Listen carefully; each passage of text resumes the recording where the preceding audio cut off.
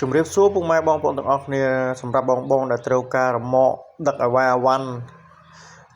ដឹកអេតចាយដឹកអាវ៉ាវ៉ាន់និយាយរួមអាវ៉ាវ៉ាន់អីក៏បានដែរបងប្អូនណារមាក់នេះខ្ញុំមានរមាក់មួយគ្រឿងតឡើងថ្មីបងប្អូននេះដោយសារយើងទុកវាចោលយូរហើយវាហៀងចាស់តែដៃថ្មីទាំងអស់ធានាដៃក្រាស់ទាំងអស់បងបងអាចត្រូវការឬក៏នេះតាក់ទងបានវាអាម៉កនេះវាបដោយ3ម៉ែត្រទៅតឹង1ម៉ែត្រកន្លះហើយខ្ញុំអានេះអត់ទាន់ហើយតែបាន 60% បងនៅយើងចាប់កង់នៅគូតក្រោយនៅអីមកចប់ទៀតដាក់បាតដាក់អីរៀបចំមួយសេតឲ្យបងប្អូនបាញ់ថ្នាំបាញ់អីហើយរង្វង់កង់12ចន្ទះ5ស្លឹក6ស្លឹកបងប្អូនដឹកបានតាំងពីតោនបងប្អូនចាប់អារម្មណ៍អាចតតងខ្ញុំបានតាមលេខទូរស័ព្ទបងជាងពៅសាស្នតតឹងផ្លូវជាតិលេខ2ចុះដីប្រហែលជា1គីឡូមកដល់បង